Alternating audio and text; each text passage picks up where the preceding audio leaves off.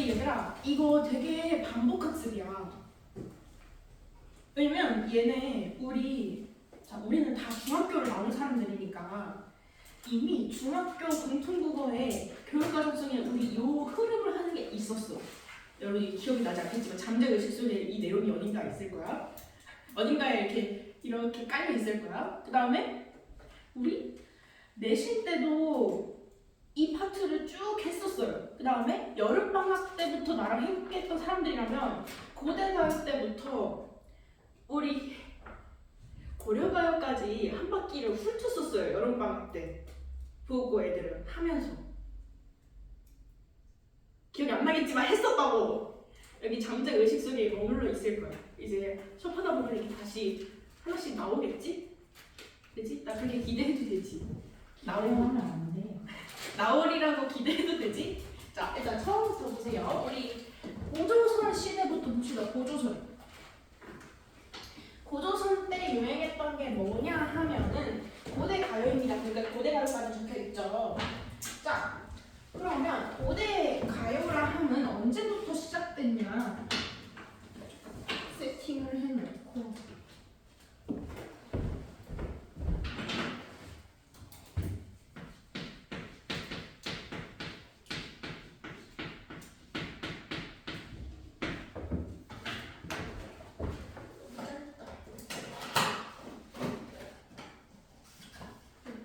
고대 가요라 함은 언제부터 시작됐냐?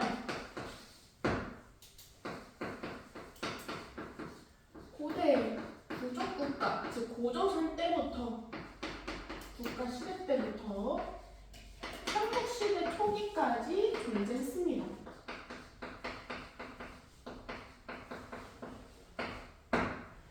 고대 가요의 대표적인 작품으로 뭐가 있냐면 우리 공무도화가, 그다음에 구지가, 그다음 유리왕이 쓴 황조가, 뭐 해가, 정엽사 이 정도가 있는데 아마 여러분은 공무도화가랑 구지가, 그다음에 황조가 이 정도는 봤을 거예요.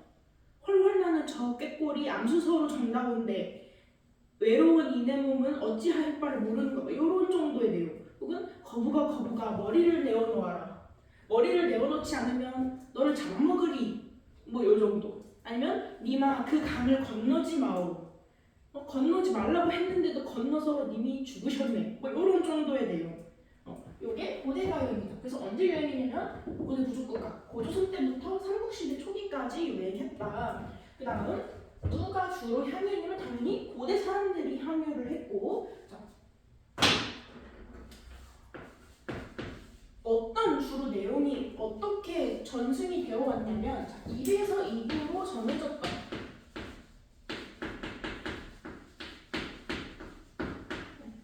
2에서 2부로 전해지다가 삼국시대에 이르러서 후에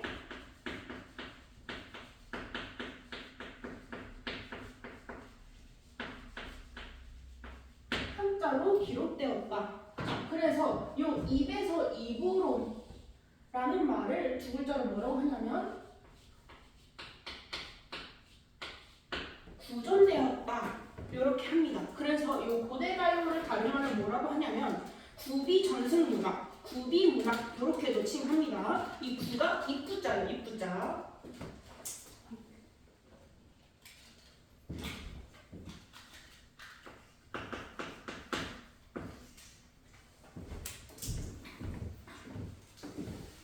이 고대가요가 우리나라 문학의 시초예요. 서정문학의 시초. 그래서 어떤 내용, 왜 이런 고대가요가 탄생하게 되었느냐면 가장 초창기에는 원시 종교의식을 치르기 위해서 등장했습니다.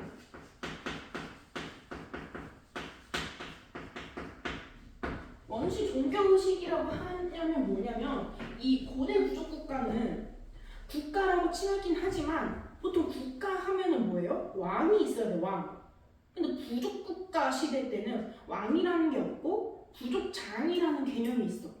즉 왕이 있으려면 계급이 있어야 되고 계급이 있어야 되려면 이걸 한국사인데, 자 얘들아, 우리나라 이 한국사 역사에서 이렇게 빨리 생각해. 고조선 전에 구석기, 신석기, 청동기, 철기로 이어지는 흐름이 있죠. 그지? 그 중에서 고인돌이 등장한 시기는 언제입니까? 계급이 등장하기 시작한 시대는 언제예요? 고조선은 어느 시대죠? 구석기예요? 신석기예요? 청동기예요? 철기예요? 신석기. 예림이 신석기?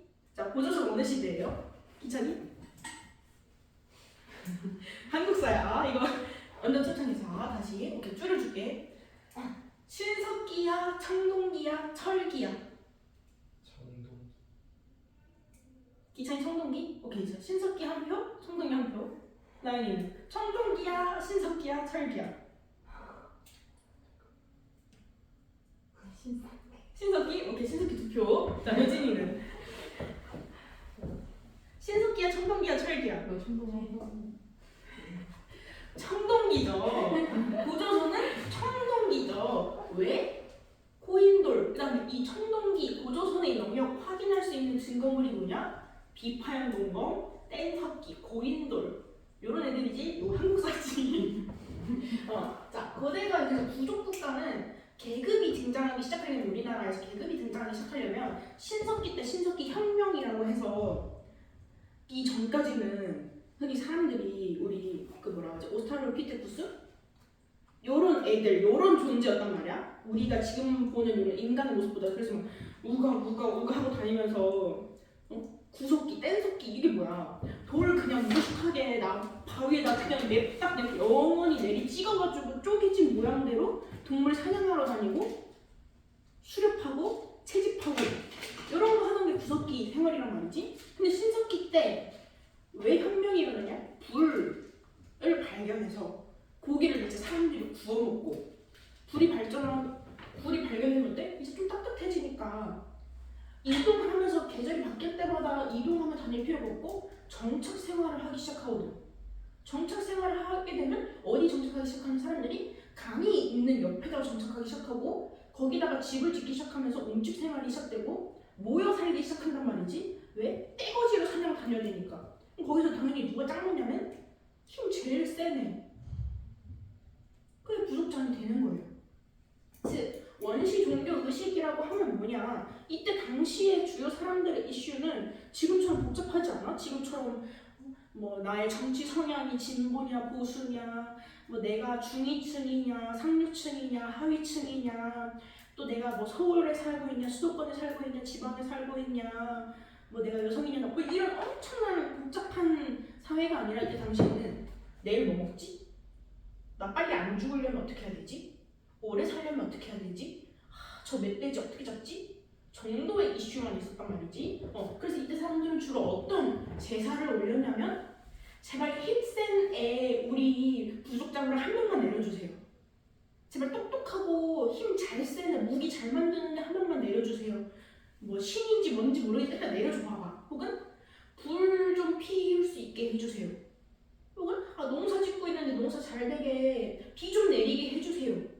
정도의 심플한 종교 의식을 치렀다. 그래서 그때 종교 의식을 치르면서 춤도 추고 노래도 부르고 그때 부르던 노래가 요 고대 가요의 시작이다. 이렇게 봅니다.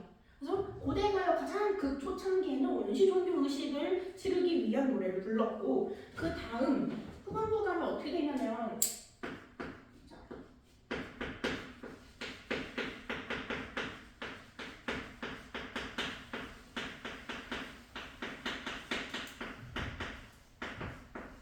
개인적인 정서를 표현하기 위해 요 고대 가요가 내용이 주로 바뀌게 됩니다.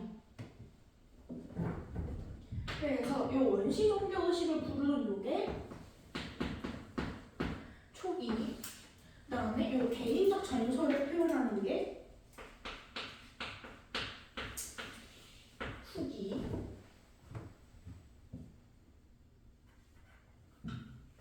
됐나요? 그래서 초기의 고대 가요들은 어떤 성격이 있었냐면 대부분 집단적이고, 왜? 우리 부족 굶어 죽지 않기 위한 제사를 들었으니까.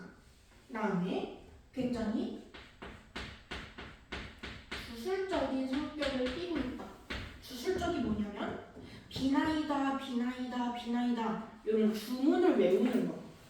이런 성격이 담겨져 있다. 그다음에 후기에 자 개인적인 정서 표현을 하기 위한 내용이 주로였다면 얘는 당연히 성격이 개인적이고요. 그다음에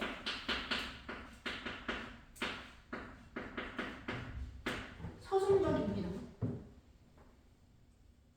이렇게 갈려요. 근데 이거 왜 내가 필기 따로 해주냐면 봐봐 생각해봐. 나를 본다.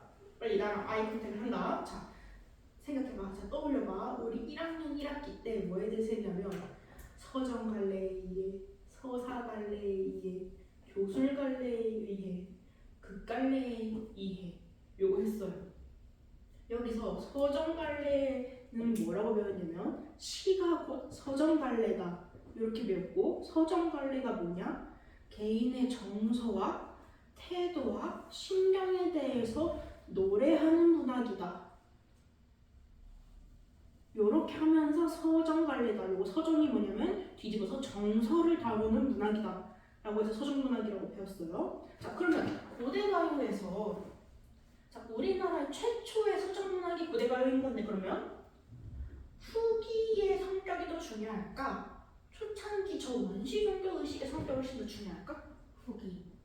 후자, 그지? 요 후기에 요 개인적인 정서 표현을 노래하기 시작한 거. 그래서 개인적이고 서정적인 성격을 띠기 시작한 거. 이 부분이 훨씬 더 중요해요. 왜? 요거를 바탕으로, 요 개인적인 정서 표현을 바탕으로 이후에 서정문학들이 쭉 발전해 왔기 때문에 저 원시종교 의식의 성격을 담은 문학들이 발전하기 시작한 게 아니라 후기에 개인적인 정서 표현을 담은 서정 문학의 유형들이 이후로도 쭉 현대문학까지 쭉 계속되고 있기 때문에 그지? 우리가 시를 쓸 때는 내가 담고 싶은 감정 표현을 하기 위해서 시를 쓰지 누구한테 빌고 싶어서 시를 쓰는 게 아니죠? 후기의 성격이 훨씬 더 중요하다. 자, 고대가요 그리고 고조선으로 대표되는 고대가요 문학이었습니다. 그래서 얘가 삼국시대 초기까지 유행하기는 했으나 대부분 그냥 고조선 때 가장 유행하였다 이렇게 봅니다. 됐나요? 자 그러면 다음 우리 다음에는 뭐예요? 표 순서대로 방가. 향가죠. 자 그럼 여기 향가 필기 하시고요.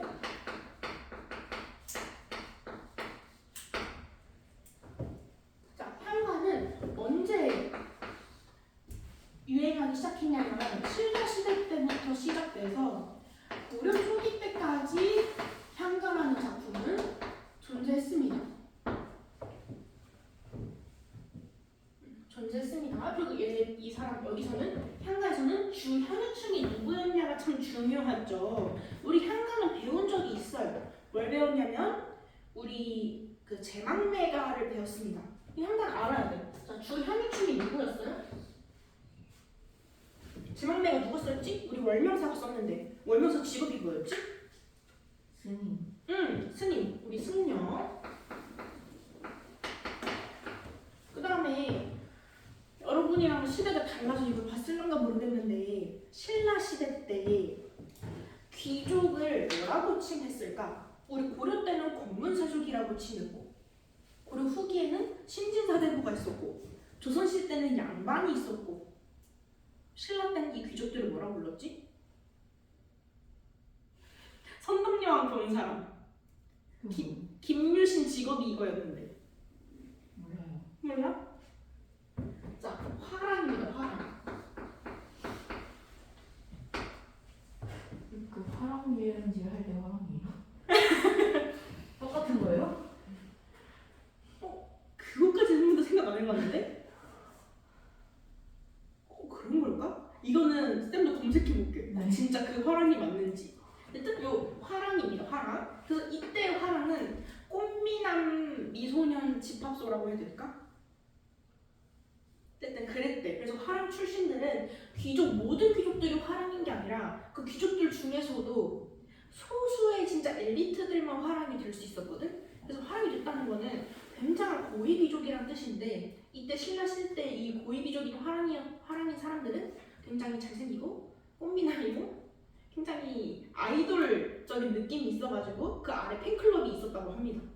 그래서 그 화랑이 그 자기의 팬클럽 무리들을 이끌고 다니면서 이 야유회 같은 거 팬미팅을 하는 거지. 팬미팅 하면서 저희 향가를 한 수씩 지었다. 그래서 그 향가의 주요 한유층이 승려랑 화랑이었다. 이렇게 합니다. 자, 그 다음에 향가에서 중요한 게 뭐냐면 어떻게 어떻게 표기를 했느냐가 참 중요한데요. 자, 향가 때는 자, 신라 시대 때 유행했다고 했는데 이때는 우리 한글이라는 게 있나요, 없나요? 없어요. 없죠. 조선 시대 때, 조선 중기 때 한글이 창제됐죠, 한민족음이. 그래서 이때는 한글이 없는데, 그래서 이때는 뭘로 표기를 하냐면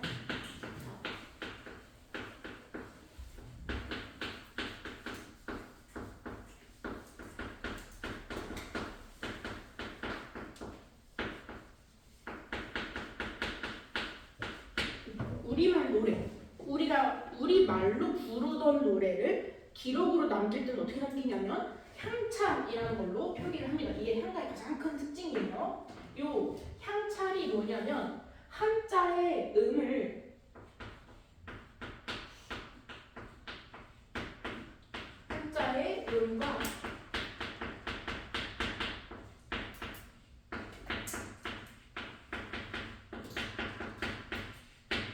빌려서 쓴 것을 향찰이라고 합니다.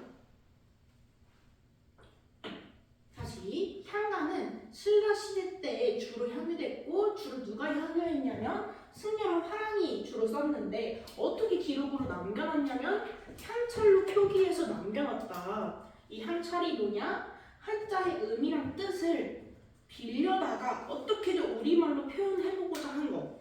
한자를 활용하긴 하는데 그걸 우리나라만의 방식으로 신라 시대만의 방식으로 표현해보고자 한 거. 이게 향찰이다.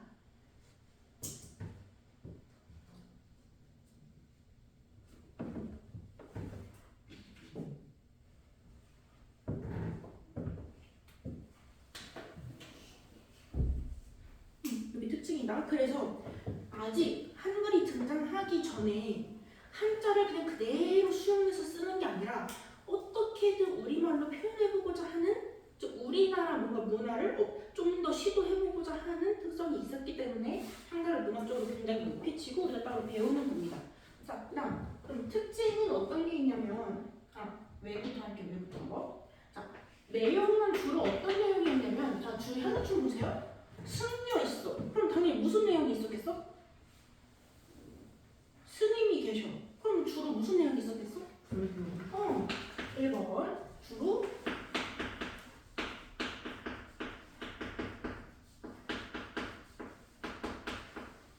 불교적인 내용이 있었고요. 그 다음에 2번 고대가요 후기부터 시작된 요 개인적 정서 표현 개인적 정서 표현이 이 한가에서도 주가 됩니다.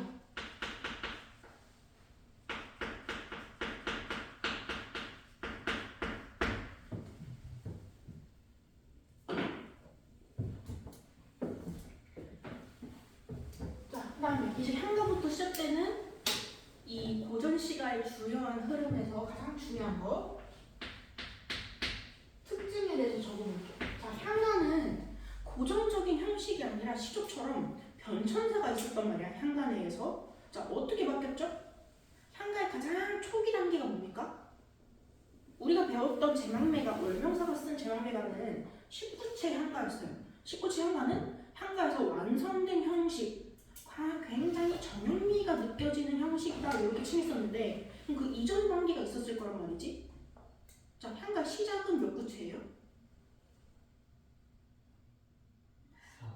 4구체.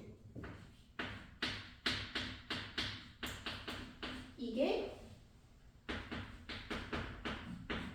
초기고요. 그 다음 그럼 19체 전, 4구체 후 이 중간 단계에는 뭐가 있었을까? 8구체. 이 8구체 향가는 굉장히 과도기적인 성격을 가졌습니다. 그 다음에 마지막 완성형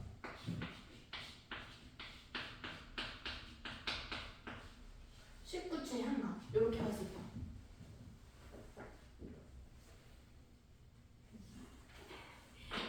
자꾸 뭐 뺏기는 거야? 아니 문이 안 들어줘.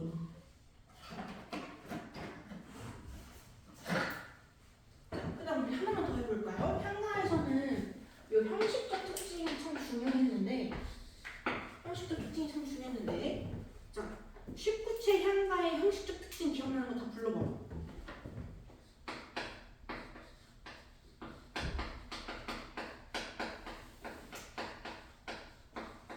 19체 향가의 형식적 특징? 방절. 자 기서결로 이어지는 몇 단 구성? 3. 3단 구성.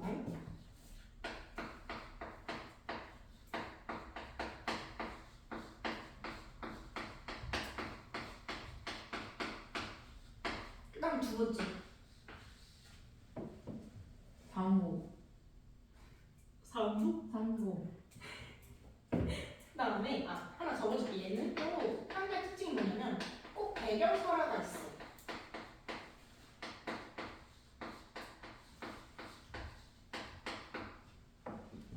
그 다음에 가장 대표적인 특징이 뭐냐면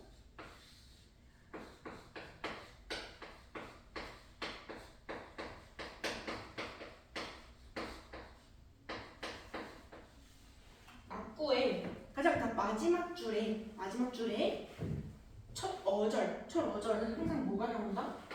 감탄사가 나온다. 이게 이 19체 향가의 형식적 특징이었고 그 중에서도 요 3번 구성으로 대표되는 형식적 특징은 이후 시조에서 계승된다.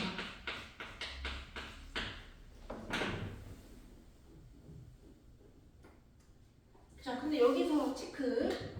낙구가 맨 마지막 줄이라는 건 알아. 근데 여기서 보세요. 어절은 뭐예요? 어절? 이거 음절이랑 구분해야 돼. 어절은 뭐야? 어절?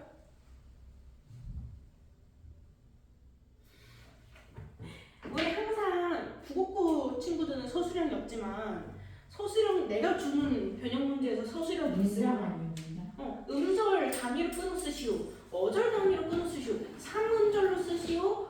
뭐 2어절로 쓰시오. 이런 문제가 꼭 나오는데 자, 어절은 뭐예요?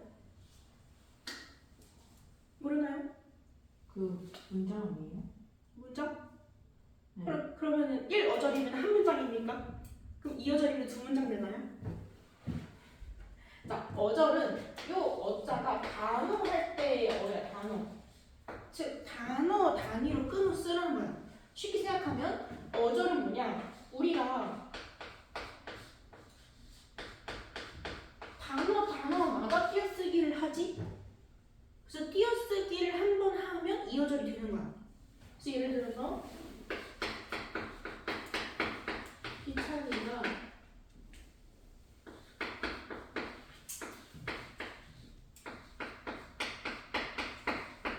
이렇게 해봅시다. 자, 여기 보세요. 집 안 보세요. 자, 이런 문장이 있다고 쳐. 퀴즈. 그럼 얘는 몇 어절일까요? 3. 이렇게 띄어쓰기 했죠? 그지? 그러면 3어절이 되는 거야. 자, 그러면 얘를 음절 단위로 끊어보세요 하면은 몇 음절이 될까요? 하나. 음절인데? 자, 두 개. 찍지 말고. 자, 어절의 어는 단어 단위로 끊어 쓰라는 거고, 그 다음에 음절에서의 요 음은 소리 음자예요, 소리. 그럼 음절은 뭐야?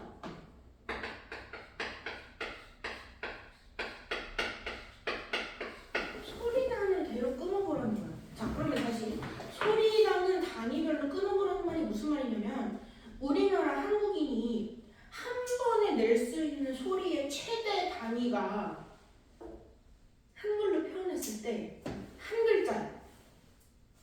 두 글자 동시에 발음할 수 있는 사람. 기찬을 한 번에 소리 낼 수 있는 사람. 쫙! 막 이렇게 한 번에 할 수 있는 사람. 또 한국인들이 없단 말이야. 무조건 우리나라 사람은 기찬 이렇게 하게 돼 있어. 근데 외국도 그러지 않아요? 아니, 외국도?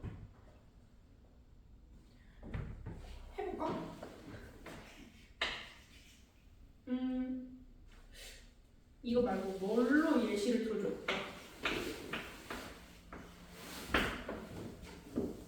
얘 해봐.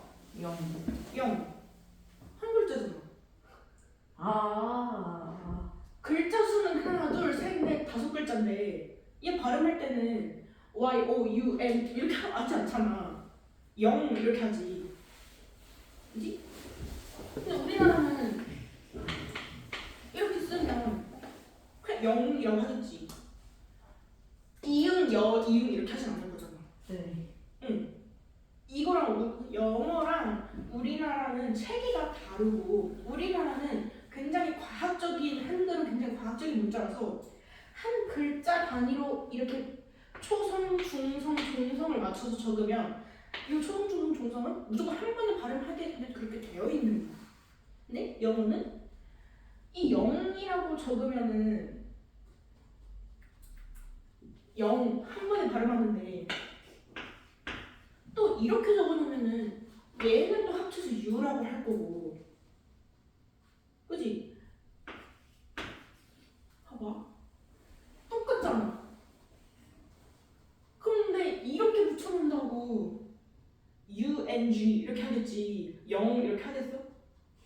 안 한다니까. 근데 우리는 그냥 이렇게 적든 저렇게 적든 다 0이라고 할 거라니까. 이게 우리나라 말의 특징이에요. 어쨌든 그래서 음절 단위가 뭐냐면 한 글자 한 글자 한 글자씩 쪼개면 그게 음절 단위야. 즉 음절로 얘가 몇 음절인지 세보세요 하면 어떻게 되면 되냐? 한 개, 두 개, 세 개, 네 개, 다섯 개, 여섯 개, 일곱 개, 여덟 개. 얘는 8음절입니다. 라고 하면 되는 거야. 됐죠? 이거 사실 얘는 문학적인 개념이라기보다 문법적인 개념인데 문학에서 영원히 나오거든? 왜냐? 3음보, 4음보, 3사조, 4사조 이런 형식적인 특징 때문에. 그래서 기본적으로 음절이 뭔지 어절이 뭔지 정도는 살펴보세요. 왜냐면 이 낙구의 감탄사 나올 때 첫 어절의 감탄사가 나온다 이렇게 형식 특징을 외우는데 이 어절이 뭔지 모르면 예를 들면 어머나 오늘도 예를 들어 회를 먹는구나 이런 시가 하나가 있다고 쳐. 하나 있다고 쳐. 얘가 낙고라고 쳐요. 그럼 여기서 첫 어절에 감탄사가 있는지 없는지 확인하려면 어떻게 해야 돼? 끊어야 되지. 어떤 기준으로? 어절 단위로 끊어야지 첫 어절이 감탄사인지 아닌지 알지. 그럼 어절 단위로 끊으려면 어떻게 끊어야 돼? 우린 이제 알지? 띄어쓰. 띄어쓰기 기준으로 어절을 끊는 거예요. 하나, 둘. 그럼 얘는 이 낙구는 4어절인 셈이네, 그지? 4어절 중에 가장 첫 번째 나온 어절이 어머나 라는 감탄사네? 확인되지? 근데 얘를 잘못 확인하고 있으면 개념을 모르면 때려맞추는 것밖에 안 돼. 혹은 이걸 음절이 어절인 줄 알고 있으면 음절? 쌤이 한 글자가 기준이라고 했었던 듯? 그래서 이렇게 해서 막 어가 감탄사일까 아닐까 이제 분석하고 있게 된다고. 이걸 모르면 추임새 감탄사니까 감탄사 이렇게 하고 있게 된다고. 그러면 안 되겠죠? 우리는 이제 고등학생이니까 고등교육을 받는 사람이니까, 그지? 자, 어절 단위는 단어 단위. 헷갈리면 띄어쓰기 몇 번 했는지 체크한다. 자, 요렇게 한가의 주요 특징들이 있었고 한가는 왜 중요하냐? 이 한가의 형식적 특징, 그 중에서 가장 중요한 이 3단 구성이 이후 조선시대까지 계속 계승되기 때문에 너무너무 중요하다. 체크해 주시고요. 자, 그 다음 우리 또 뭐가 있습니까? 한가 다음에 또 뭐가 있어요? 표를 보세요. 고려가요. 그 전에 나온 게 있을 텐데. 한시. 한시.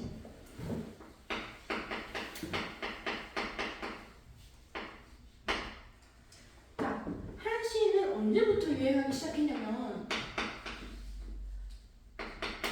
삼국시대부터 현대까지 계속됩니다.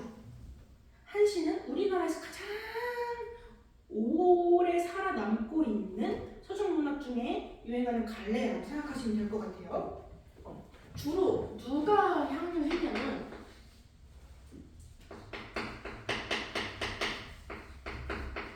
사대부 계층, 즉 양반들이 주로 향유합니다. 근데 이 한시는 왜 우리 고전문학에서 주로 다루지 않냐면 그 이유가 뭐냐면 어떻게 지었냐? 향가라는 거는 우리만 노래를 한자를 뭔가 빌려서 쓰긴 했지만 어떻게든 우리나라의 방식으로 표현해보고자 한 거지. 근데 한시는 뭐냐? 중국의 이 시가 양식을 따라서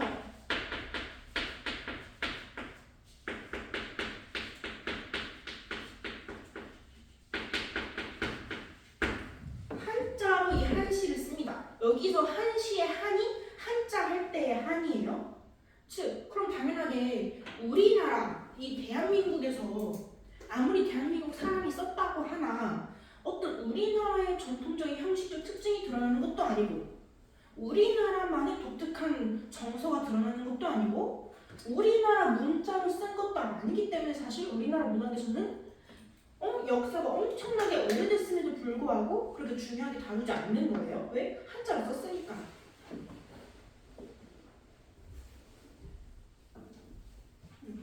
다음에 어떤 내용을 주로 담고 있었냐고 하면 양반들이 썼기 때문에 내용은 거기서 거기야.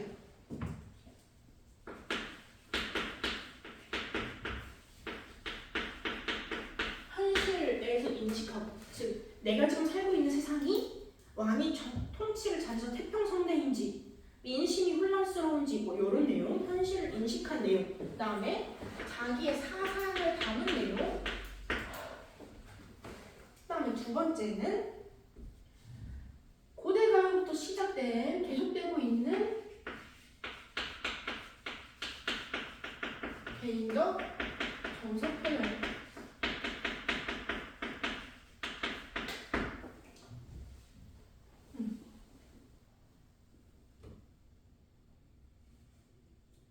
이렇게 체크하세요. 근데 여기서 이 한시에서 중요하게 체크하고 넘어갈 만한 부분은 이 특징적인 부분인데 한시에서 자주 쓰는 형식적인 특징 중에 우리 이후의 시조 가사 혹은 이후의 시, 그 다음에 이 현대 시에서도 자주 써먹는 시상 전개 방식이 있거든? 요거 두 개만 체크하고 넘어갈게요. 자, 첫 번째가 뭐냐면 요거 우리 했어. 보세요.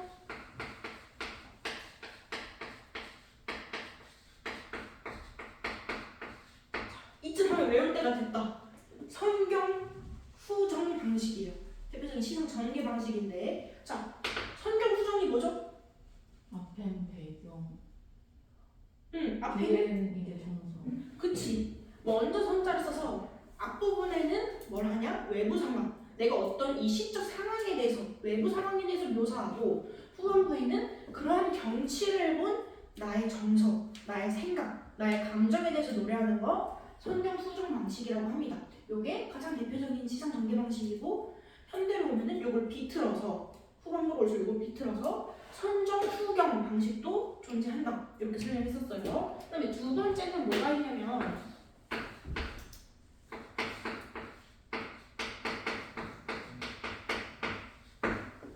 기승전결입니다. 기승전결. 자, 이거 기승전결 하면 사실 우리 어디서 많이 들어봤냐면 소설에서 많이 들어봤단 말이지. 소설의 전개 방식, 기승전결이 있어야 된다. 이런 식으로 오늘 많이 했단 말이지. 근데 소설에서 기승전결이라고 하면 발단, 전개, 절정, 위기, 결말 이런 식으로 5단 구성으로 나열되고요. 근데 시에서 사용되는 기승전결은 조금 달라. 그래서 이걸 구분하기 위해서 따로 하나 필기를 해주세요. 자, 시에서 기승전결이 어떻게 따라가냐? 시작, 여기까지 똑같아. 전개. 여기 중요한 게 뭐냐면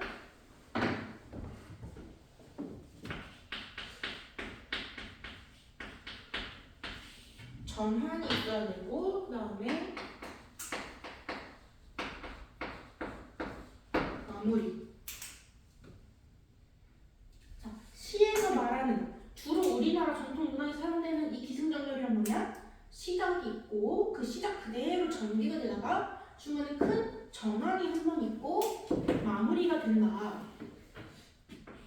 요 전환에다가 별표를 하나 쳐주고 그래서 우리 여태까지 한 대씩 봤던 것 중에 중간에 그러나 혹은 뭐 아우 이런 식으로 감탄사라던가 접속사, 연결사가 나오면 거기다 크게 세모 치고 시상 전환, 시상 반전 이런 식으로 항상 필기를 썼단 말이야. 자, 생각을 해보세요. 소설에서 요 전 부분 해당되는 파트가 어디냐면 위기 절정 파트야. 위기 절정 파트. 왜냐? 소설의 핵심은 뭐예요? 갈등이지. 근데 사실 시에서는 갈등이 왜 있어?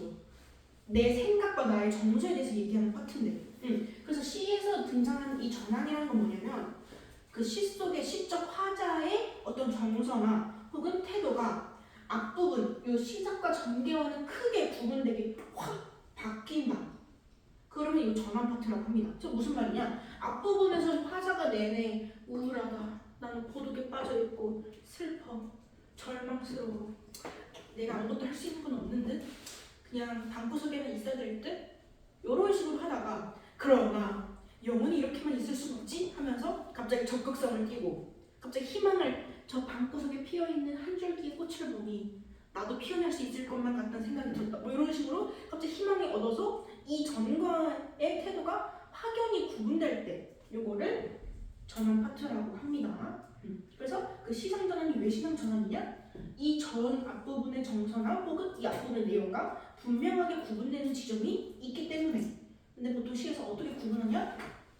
연결사를 써서 그러나 반면에 혹은 감탄사를 써서 반전합니다. 체크해 주시고요. 자, 여기까지 필기했으면은 지우고 이제 고려로 가볼게요. 그래서 향가 한시까지 이르러서 우리 지금 어디까지 왔냐면 삼국 그 다음에 통일신라까지 왔습니다. 시대적으로요. 자, 삼국의 그 세 개가 어느 나라인지 아는 사람? 세 나라요? 응. 신라, 응. 고려. 필기 노트 봐. 고조선. 필기 노트 봐. 통일신라 다음에 고려 나올 거야. 네네네. 아는데. 자, 잘 생각해봐. 삼국 앞에 고조선이 있었어요. 신라.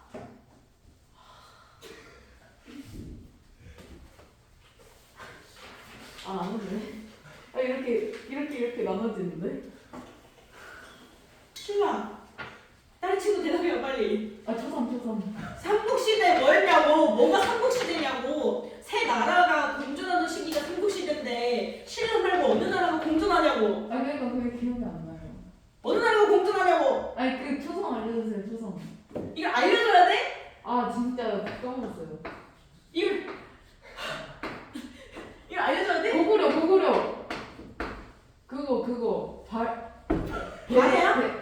백제. 백제. 야들아 고백신.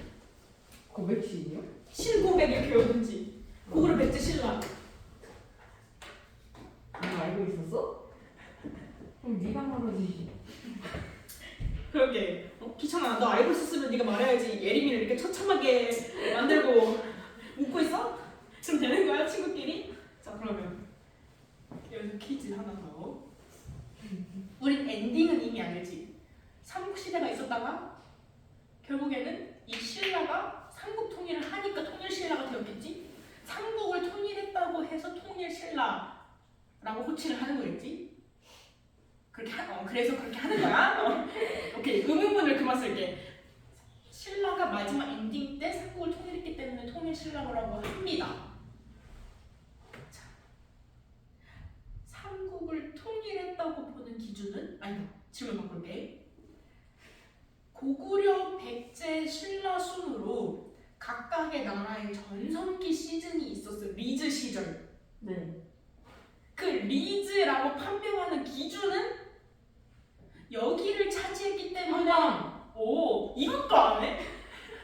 난 이 미스테리야. 삼국시대에 삼국이 어딘지를 모르는데. 아는데 이게 너무 오래돼가지고. 오케이. 그러면 자, 한강을 차지했느냐 차지하지 못했느냐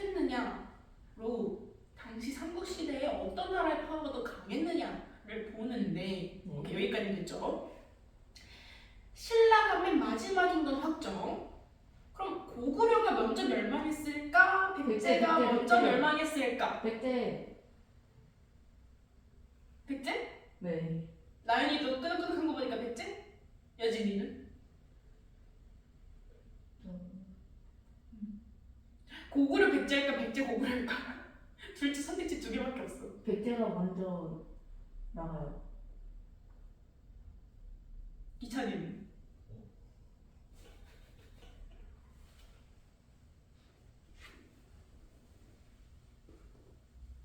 고구려 백제 백제 고구려. 여진이? 저 백제. 백제가 먼저 아니에요? 고구려예요. 고구려. 그래요? 네. 고구려가 먼저 나가요? 멸망. 그래요? 네. 왜냐? 고구려가 가장 위쪽에 있었단 말이지. 고백신 순서였단 말이지. 그래서 신라가 얘 전통적으로 일본 그때는 왜라고 칭할 때지. 왜랑 무역을 많이 했고 백제는 중간에 끼ń져 있었고 고구려는 중국이랑 쳤단 말이지. 그래서 고구려의 대표적으로 유명한 사람 누구냐? 광개토대왕. 네. 이런 사람 말 끌고 중국 애들 이민족들 막 맨날 쳐들어오는 애들이랑 전쟁했단 말이지. 근데 그 저희 동네에 삼각집 이름이 고구려 동네거든요. 그러면 거기는 망하려고. 아니 근데 그렇게 따지면은 그 기준으로 따지면 고구려도 결국에 망했고 백제도 결국에 망했고 신라도 결국에 망했는데. 근데 먼저 망하잖아요. 근데 이제 고구려가 그 나라 특성상 가장 강하고 아, 전투 민족의 느낌이 있고 그래서 그거 맛있는데. 내가 계속 무슨 말 하고 싶은지 알겠지? 내가 왜 이런 질문 하는지 알겠지? 뭐 하라고? 몰라요. 역사 공부하라고! 아니 이러면은 문학에서 향과 고려가 하시게 20개 딸딸딸 외워도 아무 소용이 없어. 고조선이 먼저인지 고려가 먼저인지 구분을 못하는데 이 표를 냈다 외워봐도 소용이 없다고. 껄껄껄. 아쉬운 거지. 껄껄껄. 자 여기 다 필기했죠? 필기 다 했죠? 네. 지울게요. 내가 항상 수업 준비할 때마다 애들이 이거를 모를라나 싶어서 안 그래도 쌤이 여기다 뭐라 적어놨냐면 고조선, 삼국시대, 삼국, 동그라미 고구려, 백제, 신라 고구려가 먼저 멸망, 백제, 신라 각 나라의 전성기 기준, 한강 유역 차지 이렇게 적어놨거든? 네. 근데 적어놓고도 내가 가로 해놓고 설명 물음표? 이렇게 해놨단 말이야. 설명해야 될까? 싶어서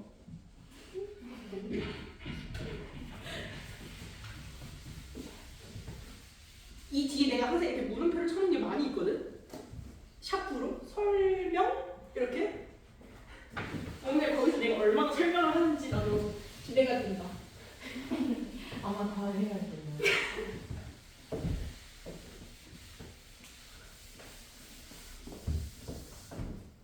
자, 그다음 지금 이제 어디까지 왔냐면 삼국시대부터 이어지고 통일신라까지 이어지는 요 향가랑 한시 흐름을 왔습니다.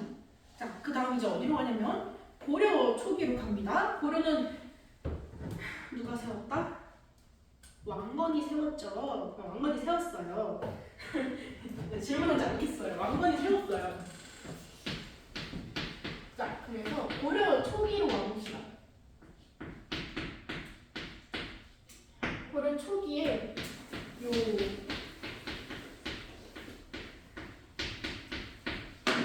고려 가요를 한번 보겠습니다. 고려 가요는 주 향유층이 평민들이었던 만큼 고려 가요라고 부르기도 하고 고려 소교라고 부르기도 하고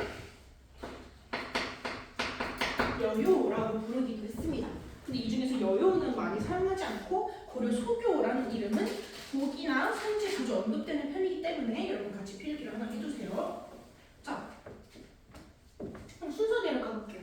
이 고려가요에서 당연히 고려가요인 만큼 언제 주로 향유됐느냐 하면 고려 때 향유됐겠죠.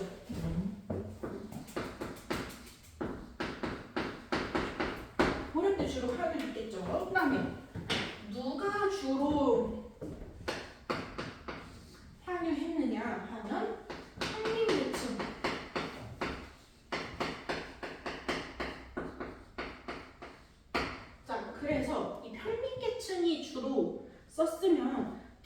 작품은 항상 뭐로 표기되냐면 한글이 나오기 전이잖아. 고려잖아, 고려. 작자 미상으로 표기됩니다. 작자 미상이라 하면 누가 썼는지 정확하게 원작자가 누구인지를 알 수가 없다는 거예요. 그래서 우리 가시리, 고려가요로 대표되는 가시리를 분석했을 때도 작자 미상으로 표기했습니다. 왜냐? 이때 당시에 양반들이나 족보가 있으니까 이름을 남기지. 뭐 조선왕조실록이라던가 이런 기록이 남아있지. 평민들의 이름이 어디 남아있었겠어? 평민들은 글도 못 쓰는데. 네. 안 남아있었겠죠? 겠죠? 네? 안 남아있었겠죠? 네. 대부분의 작자 미상으로 표기된 작품들은 작자 미상을 보고도 유추할 수가 있어요. 아, 이 사람이 이걸 쓴 사람이 평민이었겠구나. 혹은 3대가 멸족해서, 즉 뭔가 왕한테 반역을 했다던가 큰 죄를 지어서 그 성씨가 사라진 양반계층일 수도 있고, 혹은 여성들, 평민 여성이든 양반 여성이든 여성들, 부녀자들은 이름이 남지 않았기 때문에 누구누구 부인 이렇게 호칭됐기 때문에 그 사람들일 수도 있겠다. 이렇게 유추할 수가 있습니다. 자, 그래서 평민계층들이 주로 향유를 했고, 어떻게 불렀냐면 여기 가장 큰 특징이죠. 후렴구를 붙여서 불렀습니다.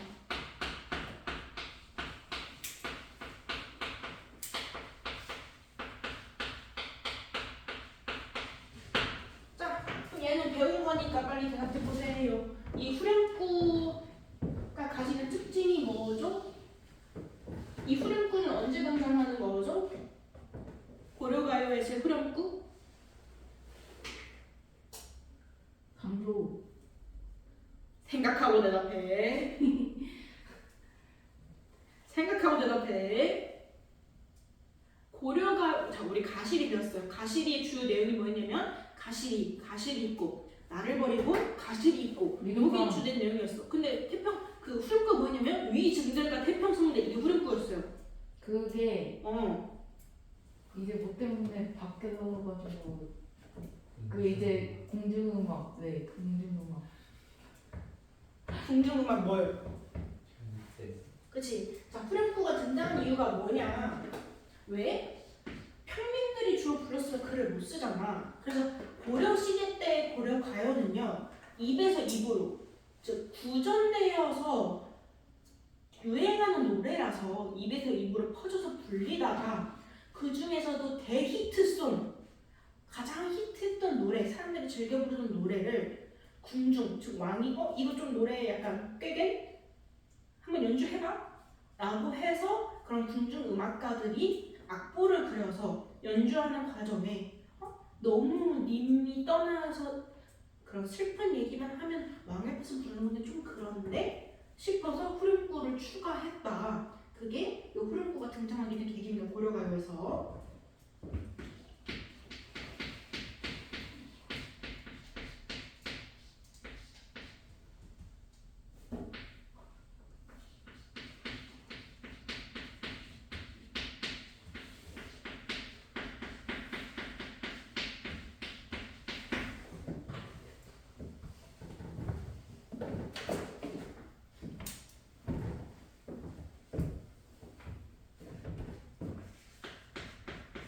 이 고려가요에서는 주로 어떤 내용을 담고 있었느냐 하면 평민들이 주로 향유했던 내용이기 때문에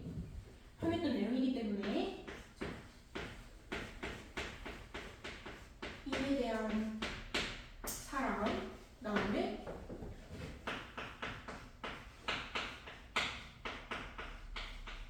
소박한 생활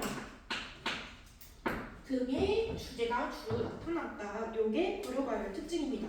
이전에 한시라던가 향가의 형식적 특징이랑 그 다음에 내용적인 측면에서는 명확하게 구분되는 지점이 있죠. 평민들이 주로 향유했기 때문에 굉장히 주제가 심플하죠.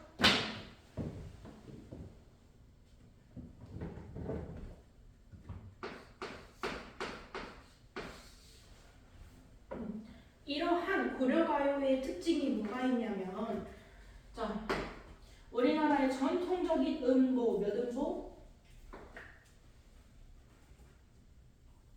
우리나라의 전통적인 음보. 김소리 사랑했던 그 음보. 몇 음보? 삼부. 이거 우리 지난 시간에 내가 삼부. 똑같이 퀴즈 냈잖아. 3보. 자, 여기서 음보는 자연스럽게 낭독할 때 쉬었다가 다시 읽는 구간, 그 구간을 기점으로 합니다. 즉 3번의 뜻은 뭐냐? 한 줄에 3번 끊어 읽었다는 뜻이야. 자, 그다음 두 번째.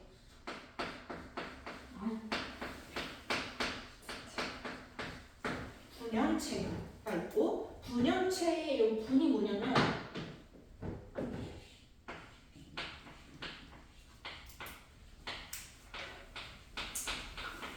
면을 구분할 수 있는 형식이다라고 해서 분연체라고 합니다. 그 다음에 당연히 흐릿도가 있는 것이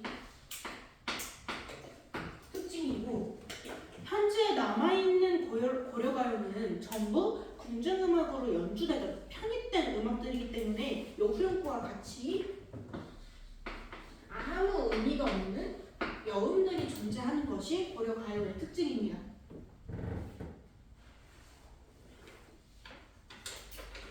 고려가요의 특징입니다. 자, 이렇게 해서 고려 초기까지 왔어요. 됐나요? 다 적었나요? 오케이. 자, 그러면 고려 중후기로 한번 가볼게요. 얘들아 열심히 적고 있지? 이따 이 테스트 볼 거야. 다 봐요? 일단 오늘은 이걸 다 보라고 하면은 여러분이 도망가겠지? 그래서 요 시대 순으로 어떤 흐름으로 내가 고려 초기 했을 때 고려가요, 조선 후기 했을 때 민요 작가 이렇게 나올 수 있도록 요 정도로 구조 테스트를 보겠어요. 김소연이 승자다. 소연이도 어차피 보강 오면은 똑같이 해야 돼. 소연아 또 있지?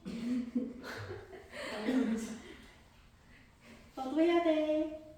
이렇게 나오잖아. 왜 카메라에 저희도 보여요? 아니 너네 뒤통수 나만 보이겠지. 자, 그다음에 고려 중후기로 와서요. 자, 그럼 고려 중후기에 유행하는 가게는 뭐예요? 아니 거기 적어놨잖아 이거는 심지어.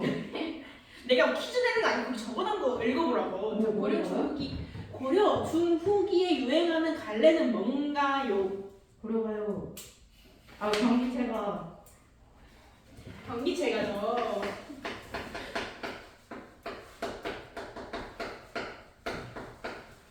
자, 경기체가라고 하면 이거 아마 기찬이는 알겠다.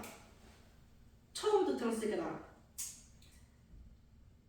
아까도 얘기했던 서정갈래이에, 서사갈래이에, 극갈래이에, 교술갈래이에에 대해서 설명하면서 이 경기체가라고 하는 것은 시의 한 종류인데 얘는 서정갈래에서 언급하지 않고 요 갈래에서 언급했단 말이지. 수필로 대표되는 이 갈래.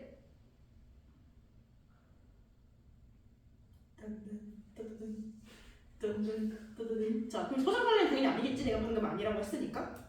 서사갈래는 소설이니까 당연히 아니겠지. 극갈래일까요? 교술갈래일까요? 교술갈래예요. 자, 그래서 경기체가가 뭐냐면, 자, 순서대로 해볼게요. 언제 유행하기 시작했냐면, 자, 고려 중기. 요 고려 초기와 중기, 후기를 어떻게 구분하냐면, 중기는 무신정권 이후를 고려 중기라고 부릅니다. 무신정권이 뭐냐면, 무신이랑 문신에 대해서는 아나요? 사투. 내가 그 얘기 할까 설마 할까 했는데 진짜 하네. 장난이. 장난이죠. 문신이 뭐야? 그 시. 자, 문신이 뭐냐면 우리 조선시대 때는 과거제가 있죠. 뭐야? 고려시대도 이런 비슷한 제도가 있었어요. 근데 어떻게 나눠 시험 봤냐면 무술 파트 대 육가문과 그런 거 저는. 아, 체육계, 이거 배웠는데. 인문계, 체육계 이런 느낌? 이런 식으로 나눠서 시험을 봤단 말이지. 그래서 그런 문과에 합격한 사람들은 이제 전쟁에 나가 직접 몸을 써서 싸우는 이런 쪽의 관직들을 맡았고, 문신 공무원 느낌. 그 공무원 느낌, 약간 장관 느낌, 이런 행정부 담당 느낌, 이런 관리가 됐단 말이지. 생각을 해보세요. 밖에 나가서 몸 써서 싸우는 사람들이랑 머리 굴려서 싸우는 사람들이랑 정치 싸움 하면 누가 이기겠어? 머리. 당연히 머리 쓰는 사람이 더 유리하단 말이지. 권력 싸움, 정치 싸움에서는. 그래서 고려는 대대로 문신들이 정권을 잡았어요. 정권을 잡았다는 게 뭐냐면 파워가 셌다는 거야. 근데 이제 참다가 무신들이 나 진짜 못 살겠다. 이것들이 내가 밤낮 안 가리고 나와가지고 저 딴 나라 쳐들어오면 전쟁에서 내 목숨 걸고 싸워서 이겨줬더니 이것들이 나보다 월급 지네가 더 많이 받아가고 나보다 더 권력 누리고 나보다 더 승진이 빨라? 니네가 뭘 했는데? 라고 하면서 들고 일어나는 게 무신 정권입니다. 그걸 기점으로 고려 시대 구분을 합니다. 자, 그래서 요 고려 중기 이후랑 그다음에 요 경기체가 언제까지 유행을 하냐면 조선 전기까지는 존재를 했다. 이렇게 봅니다. 자, 주 향유층이 누구였냐면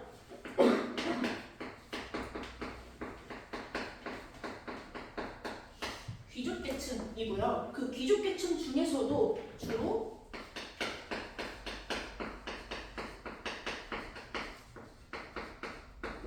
신진사대부들이 향유하기 시작합니다.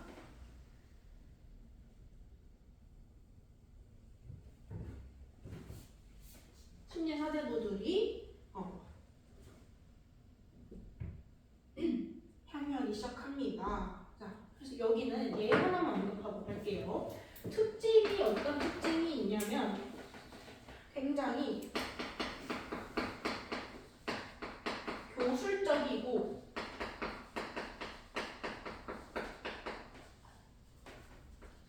교훈적인 성격을 띠는 것이 특징이에요. 그래서 요거 내가 교술 갈래에 대해서 설명할 때 뭐라고 했냐면 교는 가르칠 교자를 쓰고 술은 쓰다, 저술하다, 서술하다 할 때 그 술이야. 즉 내가 가르치고 싶은 내용을 쓰는 게 교술 갈래라고 하고, 경기체가에도 교술적이고 교훈적인 성격이 있다면 양반들이 내가 너네한테 가르침을 하나 내리겠노라, 내가 너네한테 교훈 하나 줄게 하면서 쓰는 게 이 경기체가의 가장 내용적인 특징이라는 거야.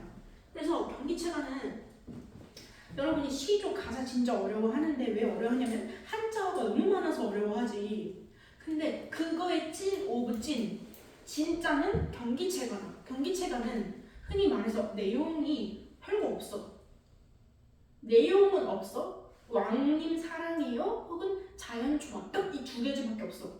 근데 그 자연 조화를 얘기하기 위해서 어떻게 하냐면 온갖 고사랑 온갖 유명한 책들에 있는 내용을 싹 다 인용을 하는 거야.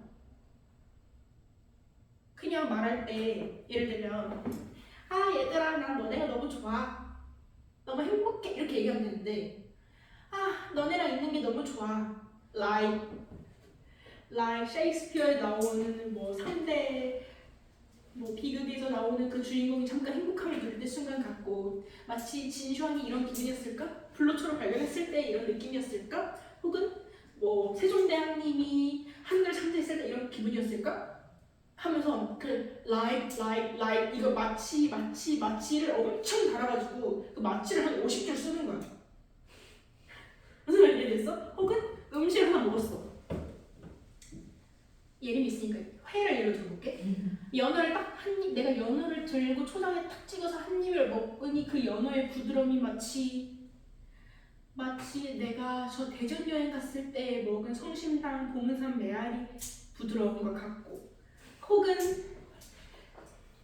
내가 유럽 가서 여행해서 받았던 에스테틱의 나의 살결과 같고, 혹은 이런 식으로 예시를 엄청 드는 거야. 근데 내용은 심플하지. 주제가 뭐예요 하면은 연어회 맛있다 이건데 그 연어회의 맛있음을 표현하기 위해서 인용을 겁나 하는 거야. 그게 경기체가 특징이야. 그래서 왜냐? 내가 이만큼 잘났다는 걸 뽐내고 싶은 게 경기체가 주 내용이거든.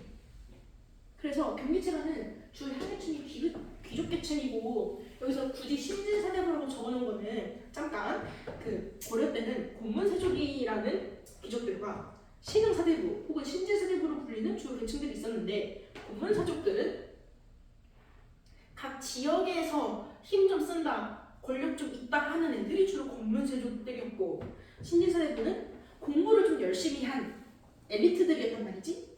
그래서 이 신흥사대부들이 항상 하고 싶었던 게 뭐냐면 저 멍청한 돈만 많고 힘만 있는 곤문세족들과는 달라. 나는 좀 똑똑하거든. 요걸 항상 어필하고 싶어 했거든. 그 어필하고 싶은 마음이 졌어. 어필하고 싶은 마음이 가장 많이 드러나 있는 게 경기체가다. 그래서 경기체가는 주로 약간 이런 느낌. 이거 너네 알아들을 수 있어? 나만큼 배워야지 이게 내가 무슨 말 하고 싶은지 알아들을걸? 이런 느낌. 그래서 막 노너, 뭐 공자가 쓴 뭐 철학책, 뭐 서양의 유명한 철학책, 뭐 중국의 역사, 중국의 유명한 뭐 대신, 유명한 장군 이런 사람들 이름을 막 100명씩 언급해가지고 쫙 나열하는. 그래서 길이는 어마무시하게 가사보다 더 긴 경우도 있는데 내용은 별거 없다. 그래서 내용이 별거 없기 때문에 학교에서 잘 안 낸다. 왜냐? 선생님도 그 하나하나 고사에 대해 설명해 주다가 지치거든. 이게 어디서 나온 거냐면 얘는 중국에서 진나라 시대 때 유행했던 그 고사에 나오는 그래서 무슨 내용이야? 이걸 읊어주기가 힘들거든. 같은 맥락으로 모의고사에도 잘 안 나옵니다.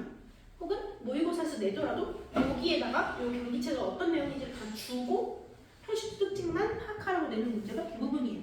그래서 그렇게 존재감이 그렇게 중요한 파트는 아니지만 경기체가만의 분명한 특징이 있기 때문에 하나 언급해봤습니다. 그래서 교술적이랑 교훈적이라는 거를 꼭 포인트로 같이 체크를 해주시고 이거 중요하니까 이거 체크를 해주시고 넘어가 볼게요.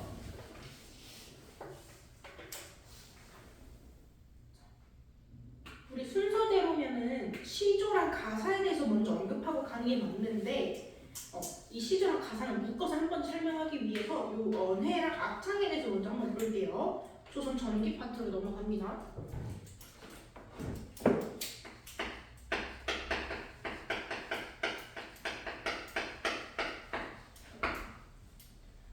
그러면 아까 내가 설명하면서 고려 중간에 그 전기인지 후기인지 중기인지를 구분할 때 그 시대 구분은 무신 정권으로 구분한다고 했는데 그럼 조선은 조선 초기, 조선 중기, 조선 후기 혹은 좀 크게 조선 전기, 조선 후기 이렇게 구분을 더 많이 하는데요.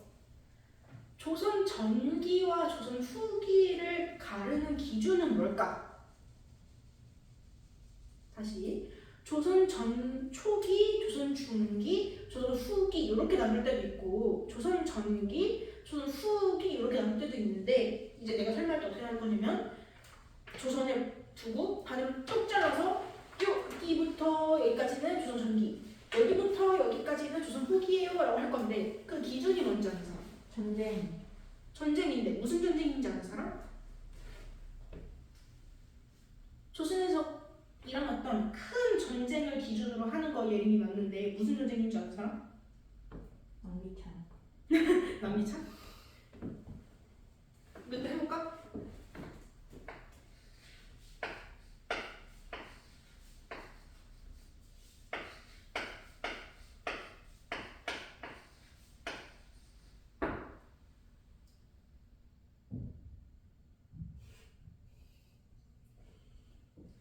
초성 1번, 2번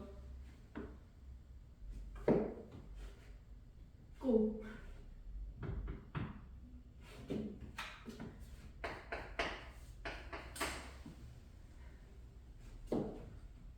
고 하나 임진왜란 아래는 병자호란.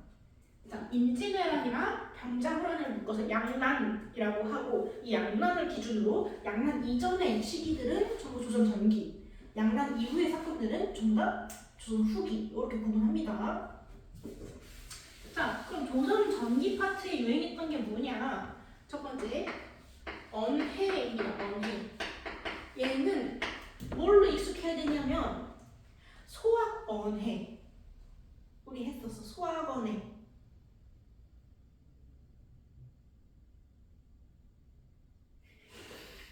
그 처음 본다는 그 눈빛. 아 진짜 처음 보니. 훈민정음에 대해서 하면서 우리 용비어천가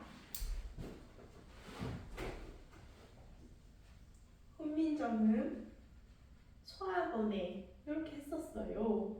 여러분은 유인물에 있었어요. 저 그때 안 다녀서 몰라요. 아니 저 그때 나랑 수업을 안 했어도 저 그때 안 했어요. 나랑 수업을 안 했어도 시험 범위에 있으셨다고요. 그 언해 소학원에 대표되는 그 언해인데 자, 언제 유행을 했냐면 당연히 훈민정음 창제 이후에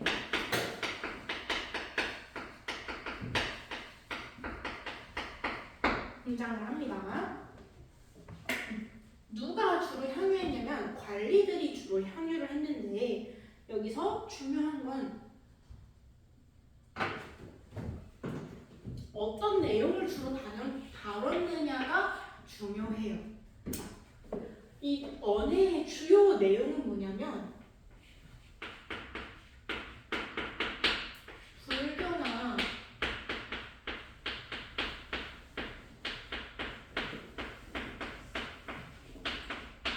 유교 경전을 이제 훈민정 즉 우리나라 문자가 생겼으니까 요거를 번역하는 거에 초점을 두는 것이 언해입니다. 그래서 소학 언해가 뭐였냐면 소학 공자가 쓴 소학이라는 책을 언해 우리나라 말로 풀이하였다 해석하였다 그래서 언해라고 합니다. 또 소학 언해는 무슨 내용이 있었냐면 공자님의 가르침 부모님이 주신 머리칼 부모님이 주신 신체를 소중히 여기고 뭐 이런 내용이 담겨있는 책이었습니다. 어쨌든 그래서 어떤 내용이 주로 담겼냐? 불교나 유교 경전을 번역하는 내용이었다. 자, 그다음 얘는 근데 이것만 알면 돼. 왜 중요하냐면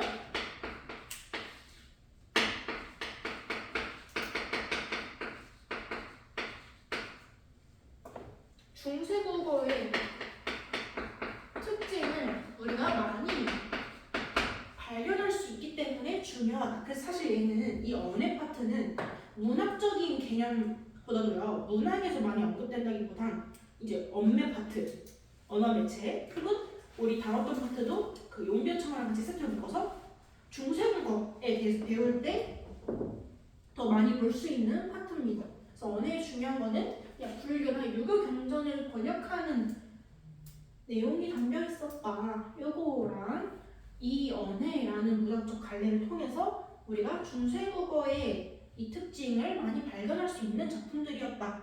여기만 체크하시고요. 자, 조선 전기 때 같이 유행했던 관례 하나 더 있었는데 뭐냐면 악장입니다. 악장. 자, 악장이라고 하면 얘도 우리 했어. 용비어천가가 악장이라고 배웠었어요.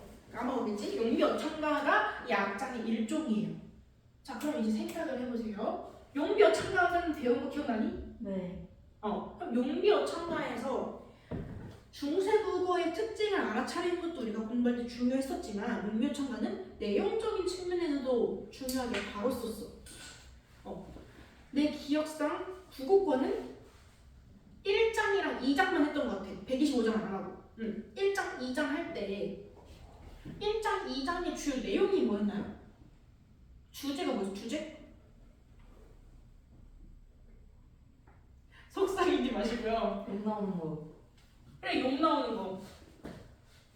용용이 나그샤. 네. 동해 여섯 용이 나니 그 용이 하는 일마다 전부 하늘의 복이니 얼마나 이 중국의 고성이 동도하시고 이거 하잖아.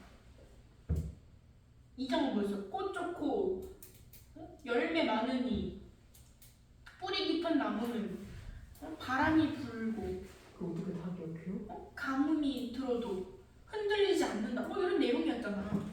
빨리 주제가 뭐였어? 용병차가 누가 썼냐면 세종대왕이 썼지. 세종대왕이 썼. 잘하자. 왜? 잘하자? 네. 그냥 분기 잡은 거야? 야 잘하자. 아니 쓴 이유가 뭐였어? 국민정 반대 그런 거 아니야? 국민정부는 아니. 반대했어. 왕이 감히 훈민정음을 썼는데 반대? 신하들이 아닙니다. 아니되옵니다. 뭐 이런 거? 뭐 좀 정당성 가려고. 뭐의 정당성? 이 조선이라는 나라 자체의 정당성을 확보하고 싶었기 때문에 쓴 거예요. 자, 설명해볼게. 이 앞장에서 중요한 거는 이거야. 방금 내가 설명하고 귀찮게 대답한 거.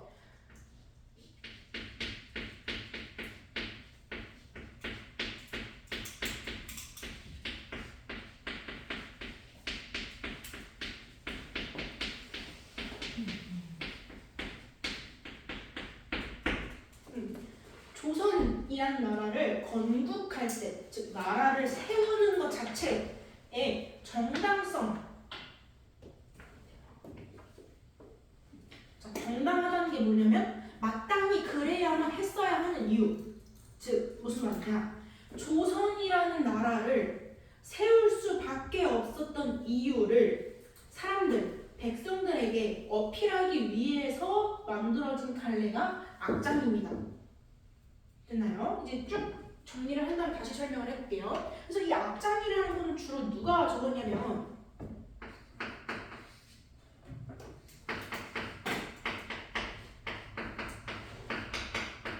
대국공신들, 그 다음에 유학자들이 주로 적었습니다. 왜?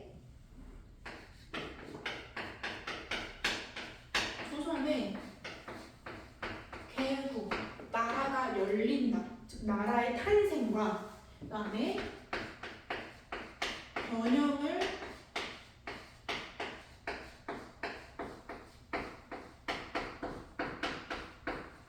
기리기 위해, 기린다는 게 뭐냐면 기념하기 위해 혹은 기원하기 위해 이렇게 해석하면 됩니다.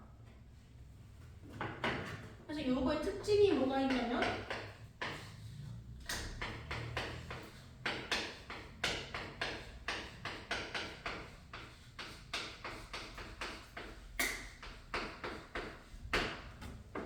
선축적인 성격을 지니고 있다. 여기 특징입니다. 여기까지 필기하고 필기 다 하면 고개 들어서 쌤 설명 들으세요. 송축적이에요. 송축적. 송축적.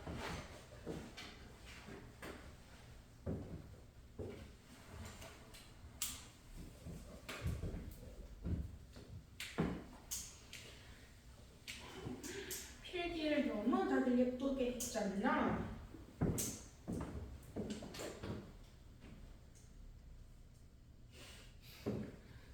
아니 기참이는 디폴트가 쫄아 있어.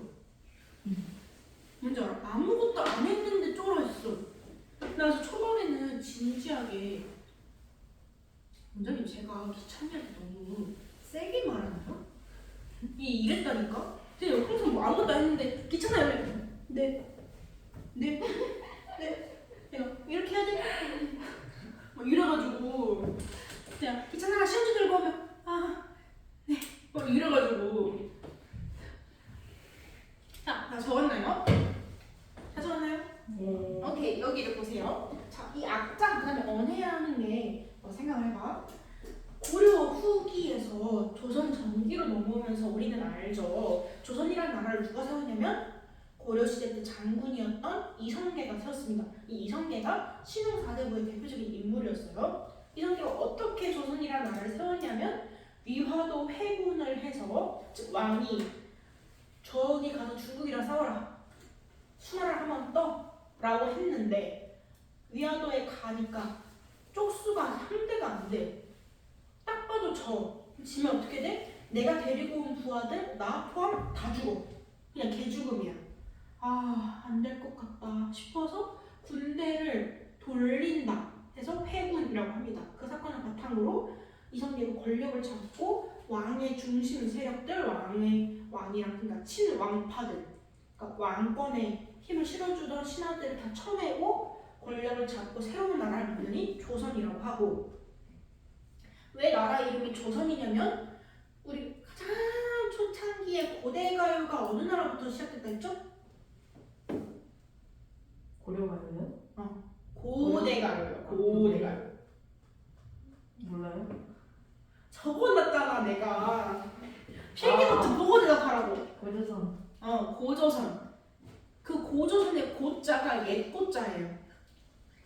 그 고조선을 계승했다고 해서 붙인 이름이 조선입니다. 고려도 똑같아. 고려가 고구려에서의 그 고려를 쓴 거예요. 어쨌든 그 구자가 옛구자야. 그래서 사실 원래 이름이 고구려, 원래 이름이 고조선이었던 게 아니라 이후에 고려라는 나라가 생기고 조선이라는 나라가 등장하기 때문에 역사학자들이 시대 구분을 하기 위해서 앞에다 고자를 붙여준 거야. 그러면 고려는 원래 예외였어요? 아니지. 고구려가 고려였겠지. 내가 방금 신부 할 때 고구려가 구자, 옛구자라고 했잖아. 고조선 할 때도 고조, 옛구자. 네? 봐봐. 내가 말하는 거를 생각을 하면서 들어야 돼. 아니 내가 조선이라는 나라는 고조선이라는 거를 계승을 한 거고 원래는 조선이었는데 이런 구분이 안 되잖아. 어느 조선을 얘기하는 건지. 그래서 역사자들이 더 먼저 있던 조선한테 고자를 붙여줬다. 그럼 고려는 뭐예요? 자, 설명 다시 해줄게. 원래도 고려였는데 구분이 안 되잖아. 그럼 어느 고려요? 삼국시대 고려요? 그 후의 고려요? 구분이 안 가잖아. 그래서 구분하기 위해 구자를 껴줬다. 아, 네. 네. 자, 그래서 어쨌든 그래서 왕을 세웠어. 근데 이제 생각을 해보면은 고려 때 누가 나라를 세우냐? 왕건이 세웠지. 그러면 대대로 우리나라에서 다른 나라 똑같지만 왕이라는 엄청난 지위를 가진 자리를 물려줄 때는 항상 핏줄이 중요했단 말이야. 특히 우리나라는 어때? 장자 계승주의지. 무조건 중전한테에서 태어난 아들, 그 아들 중에서도 첫째 아들이 이 나라를 물려받는다. 이게 규칙이란 말이야. 그다음에 왜 그걸 하냐면 그다음에 무조건 같은 성씨를 가진 사람만 왕이 될 수 있다.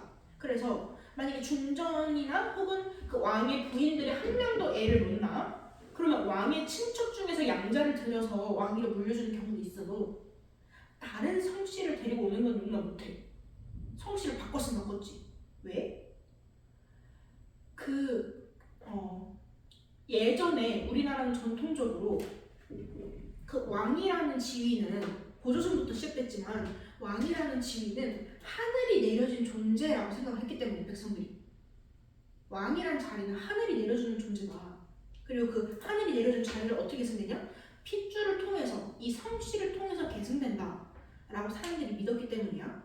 그래서 조선 때 왜 악장이나 이 언해라는 걸 굳이 써서 조선이라는 나라를 세운 거에 정당성을 어필해야 했냐면 성씨가 바뀌었기 때문이야. 고려는 이 왕씨가 계속 내대로 물려받다가 조선 세운 사람 누가? 이성계잖아. 그래서 이제 이씨 왕조로 바뀌었단 말이죠. 근데 이 이성계가 출신이 어디라고? 고려시대 때 장군 출신이잖아. 고려시대 장군 출신이다. 그럼 이제 백성들이 어떻게 생각하냐면 그래 알아. 고려가 슬슬 나라 꼴이 엉망진창이었고 위기에 빠져가고 있다는 알았는데 아무리 그래도 왕을 모시던 신하가 그것도 장군이 대장군이 왕을 몰아내고 자기가 왕이 된다는 게 이게 말이 되냐? 이 정도면 하늘이 분노해가지고 나라를 아무리 세웠다고 한들 하늘이 분노해서 우리에게 벌을 내릴 것이다 라고 대다수의 백성들이 생각을 했기 때문이야. 그래서 어떻게 해야 돼? 저희 그런 사람들 아니고요. 저희도 나름 신이 내려준 인물들이거든요. 괜찮거든요. 여러분 아무 걱정하실 필요 없습니다. 를 어필하고 싶었기 때문에 이 악장, 그 다음에 용비어천가를 지은 거고, 그래서 용비어천가의 내용이 아까 2장 얘기했지만 동부에 6명이 났다. 즉 세종대왕 이전의 왕들을 용이라고 칭하면서 이 용이 하는, 이 조선시대의 왕들이 하는 모든 일, 하늘에서 분노하는 게 아니라 축복하고 계신다. 즉 뭘 주장하는 거냐면, 우리가 고려의 왕을 내쫓고 조선이라는 나라를 이성계가 세운 거, 태조가 세운 거 이유가 뭐냐? 이제 고려의 구분이 다 있고, 그러니까 이 고려라는 나라에는 이제 운이 없고, 조선이라는 나라를 세워서 새로운 나라를 만들고 새로운 성씨를 가진 인물이 왕이 되어야지만 내 너를 축복해 줄 것이다 라고 계시를 받았기 때문이다 라고 조선시대의 왕족들과 조선시대의 그 왕족을 따르는 유학자들, 개국공신이라고 하면 조선이라는 나라를 새로 건국하는데 힘 실었던 애들, 즉 고려 기준 따지면 반역자들이지. 반역자들, 왕의 뜻을 반하는 애들, 걔네가 어필하고자 만들었다. 그래서 이 조선전기 때 언해랑 악장은 사실 문학적인 내용을 담았다기보다, 문학적인 내용이라면 개인적인 정서를 담은 내용이라기보다는 정치적인 성격이 강합니다. 훨씬. 조선 건국의 정당성, 불교, 유교, 경전을 번역해서 사람들한테 유교적 가치관이 어떤 것인가, 유교라는 게 무엇인가를 설파하는 게 뭐냐면 널리 퍼뜨리면서 설교를 하는 그런 의도가 훨씬 더 강했다, 목적이 있었다. 요게 조선 전기에 유행했던 문학의 특징들입니다. 됐죠? 그래서 왜 악장을 썼냐? 고려에서 조선으로 바뀌는 그때 나라가, 사람들의 분위기가 엄청 혼란스러웠기 때문에 내가 이 조선이라는 나라의 왕을 믿어도 되는 건지, 과연 내가 이 왕을 새로운 왕으로 모셨다가 신이 노하시진 않을지 걱정됐기 때문에 괜찮다가 안심시켜주는 의미에서 요 악장이랑 언해를 만들었다. 요게 조선 전기의 흐름이다. 적어두시고요. 그 다음은 자, 시조랑 가사를 가볼게요.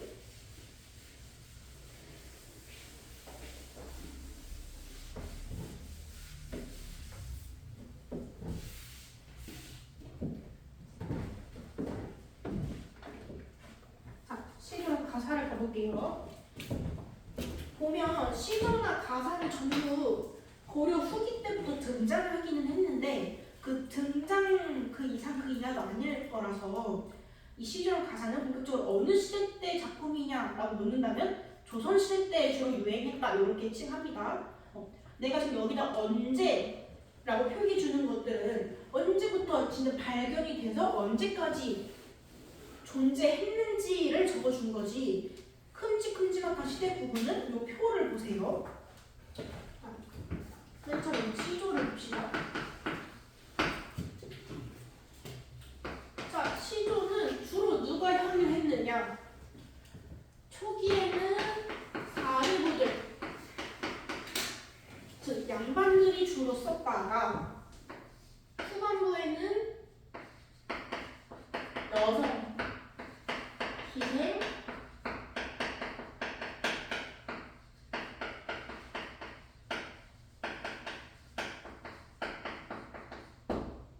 평민들로 확대됐다.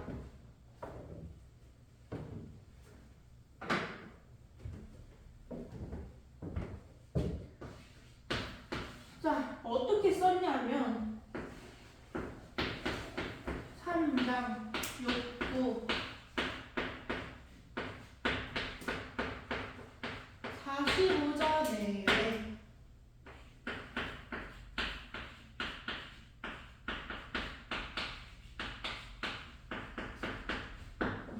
상호 형식을 따라서 썼고, 요거 아주 중요한 시조의 형식적 특징이죠. 그 다음에 어떤 내용으로 주로 썼냐면 사대부들이 향유할 때는 충, 연정, 그 다음에 요런 현실 비판 들의 내용이 줄을 잃었다.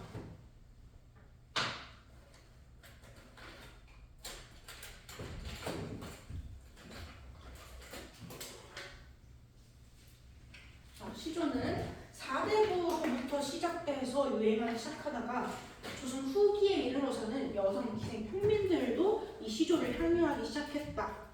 그래서 우리 뭐 했냐면 3당 6부 45자 내외 4음보라는 형식이 조선 초기 시조의 초기 단계인 평시조 때는 엄격하게 지켜지다가 후반부로 갈수록 이 형식적 특징이 파괴되는 그런 사설 시대로 갈수록 이 형식 특징, 그다음에 내용적 특징이 굉장히 많이 파괴되는 거를 우리가 발견을 했었습니다. 그다음 이 특징이 뭐가 있느냐, 형식적 특징이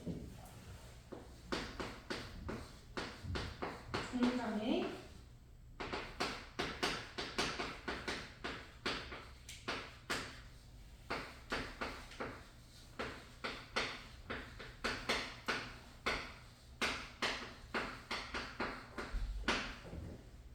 종장의 첫음보는 3음절로 고정되고 그다음에 시조에도 우리 향가 했을 때 4구체, 8구체, 10구체 향가 순으로 이 향가의 단계가 이어졌던 것처럼 시조에도 흐름이 있었어요.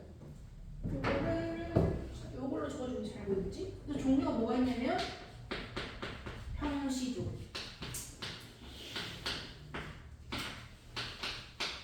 시조, 시조예요.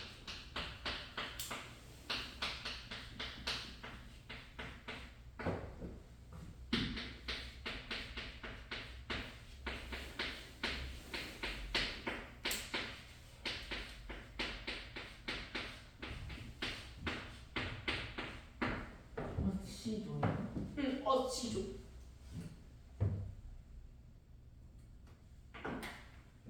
이렇게 굉장히 시조에는 많은 종류가 있습니다. 그 중에서도 우리가 중요하게 다뤘던 거는요, 평시조, 그다음에 열시조, 그다음에 사설시조 순으로 가는 흐름을 훨씬 우리 중요하게 다뤘었어요.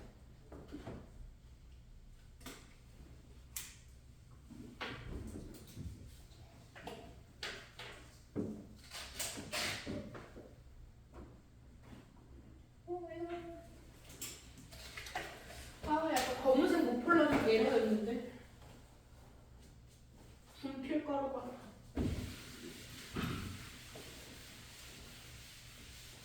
자, 그럼 시조는 이렇게 정리할 수 있어.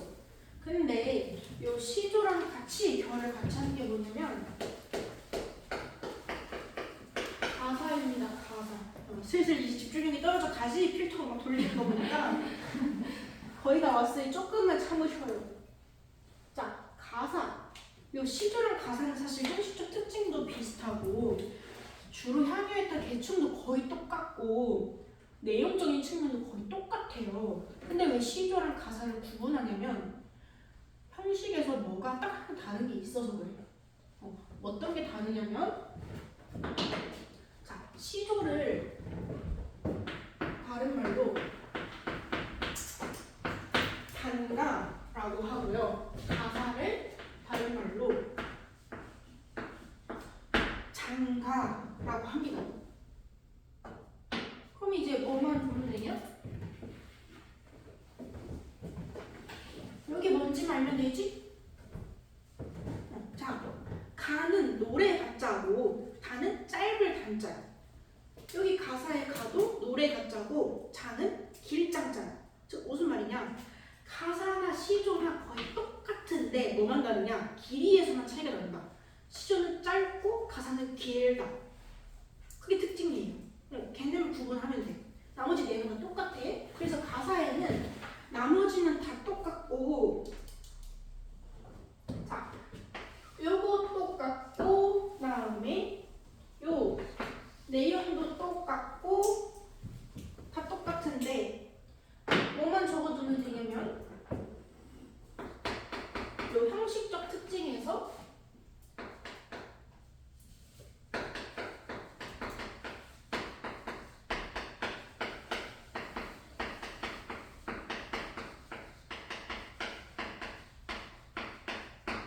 시조와 달리 요 행에 수에 대한 행 띄고 수를 적어줘. 행에 대한 제한이 없고, 왜냐면 자 시조에서는 3장 6구 45자 내외니까 행수가 정해져 있었지. 평시조에는 딱 세 줄만 적었어야 됐지.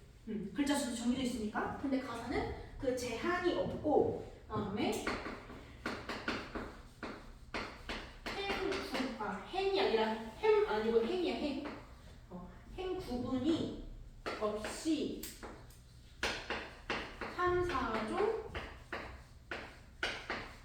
4, 4조 이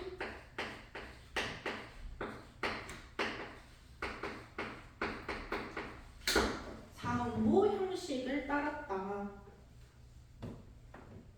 사음보 형식을 따랐다. 여기만 체크하시면 됩니다. 그래서 가사는 주요 소품이 뭐가 있냐면 우리 관동별 정철이 쓴 그다음에 삼이음곡 이런 애들이 있습니다. 항상 관동별곡, 삼이곡 그리고 우리 했었던 상춘곡 얘도 가사예요. 이런 특징들이 있습니다. 그래서 시조랑 가사는 큰 차이는 없으나 가사가 훨씬 더 길다는 거. 그에 대한 형식적 특징 차이만 있다. 이렇게 하시면 됩니다. 그래서 시조랑 가사는 언제까지 유행하냐면 고려 후기 때부터 시작돼서 현대까지도 이 시조랑 가사의 형식 특징을 유지하는 혹은 내용적 측면을 유지하는 작품들이 간혹 나와요. 엄청 오래 유행된 장르야. 자, 여기까지 하시고 이제 조선 후기로 옵니다. 조선 후기로 오면 자 임진왜란, 병자호란 전쟁이 끝났죠. 전쟁이 끝난 후에 후기에는 당연히 어떻게 되냐? 우리는 이미 생각을 해보자. 전쟁이 났어. 근데 우리는 알지? 임진왜란, 병자호란 우리나라 거의 멸망 직전까지 갔단 말이야. 상태가 안 좋았단 말이야. 왜? 좀 더 졌단 말이지 전쟁에서. 근데 그 졌을 때 어떻게 됐냐면 양반들이 더 도망갔어요. 선조로 대표되는 왕들이랑 다 전부 다 도망쳤어. 백성들을 버리고. 이제 어떻게 되냐면 백성들이 이것들이 신이 내려준 애들이라고 우리를 행복하게 통치해줄 거라고 믿고 따랐던 이것들이 우리 버리고 튀네? 싶어서 어떻게 되냐? 양반의 족보를 훔쳐가고 그다음에 이제 조선 후기로 되면 어떻게 되냐면 상공업이 발전, 상업, 즉 장사 기술이 발전하기 시작해서 양반들보다 돈 많아진 평민들이 등장하기 시작합니다. 그래서 이때 우리나라의 지금 현재 대한민국에 김이 박씨가 진짜 많지. 근데 김이 박씨는 대대로 양반 성씨란 말이야. 김의 김씨, 그다음에 박씨는 어딘지 모르겠는데 뭐 전주희 씨 이런 성씨들 대표적으로 엄청 유명한 양반집이거든. 그러면은 우리나라에 존재하는 김이 박씨는 전부 다 양반 출신인 걸까? 아니거든. 우리나라에 존재하는 김이 박씨는 전부 다 친척인 걸까? 아니요. 아니거든. 왜? 조선 후기 때 현민들 그 중에서도 아까 내가 얘기했듯이 장사를 너무 잘해서 양반보다 돈이 많아진 현민들이 이 몰락한 양반들, 전쟁이 끝나고 몰락한 양반들 족보를 사들기 시작하고 이제 사람부터 어떻게 되냐? 그 족보를 조작하기 시작하고 위조하기 시작해서 너도 나도 양반 성씨를 가지게 되었다. 그게 현재다. 이렇게 보시면 됩니다. 그래서 조선 후기 때 유행했던 그 문화의 갈래들도 어떠냐면 줄 향유층인데 더 이상 양반들이 아니고 평민들이 줄 향유층이 됩니다. 그다음에 당연히 내용도 이 전까지는 양반들이 주요한 흐름이었다면 평민들이 줄 향유층이 되면 어떻게 되냐? 양반들의 논리, 해악과 풍자, 비판을 주 내용으로 담은 작품들이 등장합니다. 얘는 간단하니까 짧게만 설명해볼게요. 조선 후기로 와서요. 등장한 게 뭐냐면 첫 번째 민요예요. 여기서 체크해야 될 거는 누가? 요 평민 계층들이 주로 향유하기 시작했다. 그래서 요 미요 할 때 요 민자가 백성 민자예요. 백성들. 그래서 백성들이 불렀던 노래다. 이래서 민요라고 합니다. 그 다음에 어떻게 주로 퍼져나가냐면 입에서 입으로 구전되어서 전해져 왔다. 입에서 입으로 구전되어서 내려져 왔다. 어떤 내용을 주로 담고 있었느냐 하면 삶의 내용은 임에 대한 사랑, 나는 노동의 고달픔을 주로 표현하기 위한 노래들이 많았다. 그래서 우리 민요 생각하면 대표적인 작품 뭐가 있냐면 아리랑, 정선아리랑, 남도아리랑 이런 거 있지. 그런 게 민요의 대표적인 작품들이에요.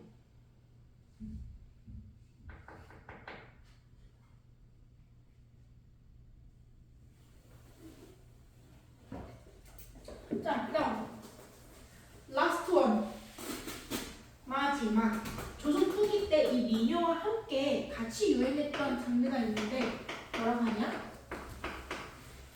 작가라고 합니다. 작가. 여기 보세요. 가는 노래 같자고. 근데 보통 우리가 잡이라고 하면 잡동사니, 잡스럽다, 추잡스럽다 뭐 이럴 때만 쓰는 거거든. 이 작가라는 게 뭐냐면 자, 여기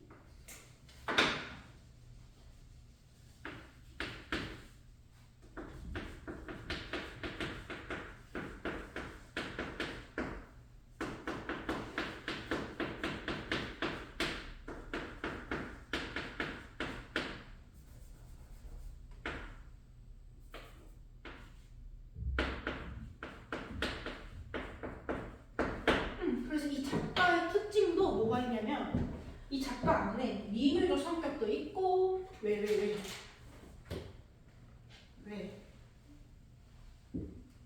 네? 민요적 성격도 있고 가사적인 성격도 있고 판소리적인 성격도 다 섞여져 있는 거, 즉 믹스되어 있는 거, 혼합되어 있는 거 이걸 작가라고 합니다. 그럼 봐봐 판소리 생각해보면은 요거 그냥 사람들끼리 혼자서 즐길 수 있나? 판소리를 혼자서 즐길 수 있어요? 판소리 자체가 응. 아니요.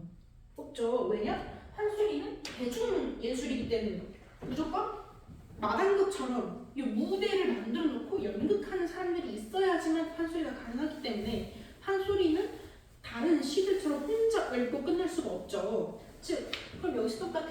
자, 민요랑 작가는 사실 내용이나 현역의 중 똑같아요. 근데 뭐만 차이가 나냐면 민요는 혼자도 부르는 게 얼마든지 가능해. 그래서 입에서 입으로 그냥 퍼져서 부르는 노래였는데 이 작가는 내용적인 측면은 비슷하나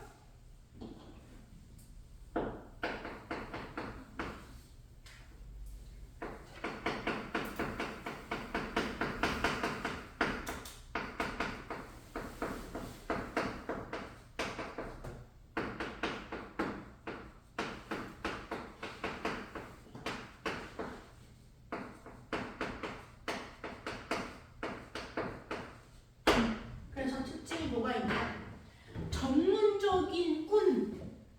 전문적으로 이런 노래를 하는 소리꾼에 의해서 철저하게 돈을 받고 팔기 위해서 만들어진 게 작가다. 이게 작가의 특징입니다. 돈을 받기 위한 노래였다. 자, 이렇게 하면 우리 지금 고대가요, 고조선부터 시작해서 조선 후기에 이르러서 이어지는 요 고대 가요 그 중에서도 고전 시가의 흐름에 대해서 쭉 한 바퀴를 다 돌았어요. 요거 한 판만 이제 딸딸딸딸 하면 여러분들 고전 시가 마스터가 되는 거예요. 와. 너무 좋지 않니? 자, 이제 10분 동안 쉬고 뭐 하냐면 아까 내가 얘기했던 것처럼 구두 테스트 볼 건데 구두 테스트 성과가 나야지 오늘 보여줄 거야. 네? 당연하지. 구두 테스트 볼 건데 자, 시대별로 어떤 문학 갈래들이 존재했는지만 외우세요. 줄여줬어. 대신 다음 시간에는 그 표를 기준으로 빈칸을 뚫어가지고 빈칸 테스트를 다시 볼 거예요.